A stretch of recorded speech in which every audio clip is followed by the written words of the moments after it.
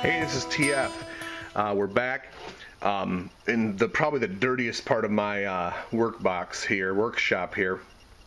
I just wanted to show you, I've been mentioning in a couple of videos, the buffing wheel that I use to buff up various parts on a chip lead. Now this buffing wheel has had it. I would highly advise not having one that's this shallow.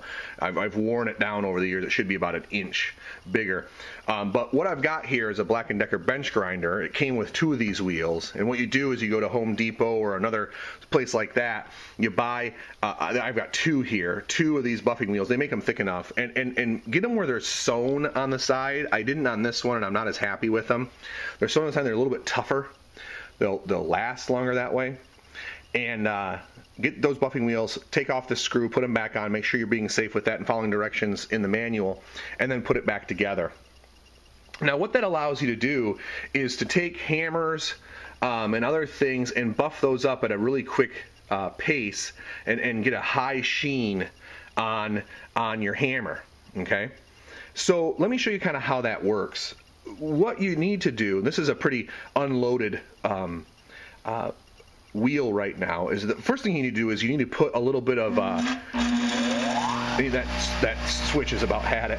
You need to put a little bit of jeweler's rouge on there, or a little bit of rouge. Jeweler's rouge is actually sort of a purple color. I'm using a little bit more of an aggressive rouge. This is green, and you can see that green is just loaded up on that buffing wheel. Okay.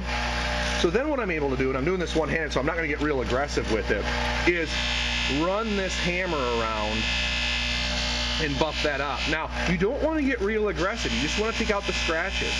Because remember, if you're buffing, you're taking off material. And you don't want to change these specs a ton. And it's looking a little, soft-handed here because, again, I'm only using one hand. But go around and buff that up. I'll also turn out the lug and buff that lug up and run that around. Okay? Then what I might do is change my rouge up to something that's a little bit more fine. And if you get a lot of jeweler's rouge built up, what you should do is use some sort of screwdriver or sharp implement to clean out that rouge. Usually the color comes right off of it. That wasn't a very sharp implement, so it probably didn't do a ton. But add the jeweler's rouge to it here. This is actually, again, not jeweler's rouge, but it's a light compound, kind of a whitish pink compound. You can get a lot of stuff at, Harbor Freight, or again, Home Depot has tubes of this stuff. And then go back over it again until you just get a high gloss on your hammer, on your pump rod. Again, being careful. The one thing this will do, and that's why you shouldn't have a buffing wheel that's so small, it'll grab that stinking hammer and throw it, and you can do some serious damage to yourself. So again, be very careful and don't blame the TF if you lose a hand. See how that one just sucked that in there? This is a little bit dangerous, and I shouldn't even necessarily be doing it this way, but I just wanted to show you kind of how the process works. Now, how else can you do this? You can use a Dremel tool. It's a lot slower, but Dremel tools can sell buffing wheels, little bitty buffing wheels, and you can sort of take your time and go around a hammer and stuff like that. But as you can see here in the light, this thing is ridiculous shiny, and I haven't even cleaned it off with a tool, with a rag yet. So let's clean that off. And let me turn off my buffer there, if it'll turn off. Usually I have to just unplug it. It's gotten that old. Never say that TF has high quality tools. I have some high quality stuff, but I'm kind of a cheap ass.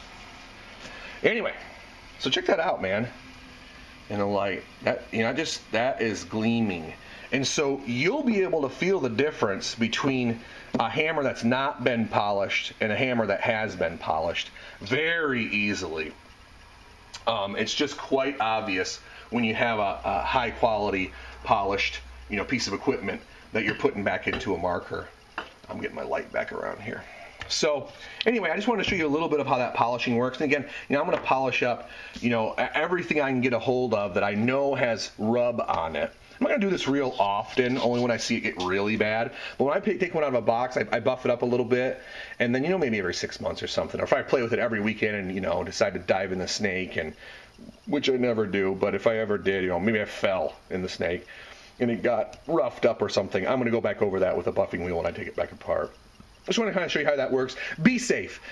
Primarily, wear safety glasses. I'm wearing safety goggles behind the camera right now. And get a good buffing wheel, follow the directions, and be safe. But, it's very easy to buff those up and get even some more CCM goodness out of your CCM goodness. All right? All right, I'll talk to you later. Bye.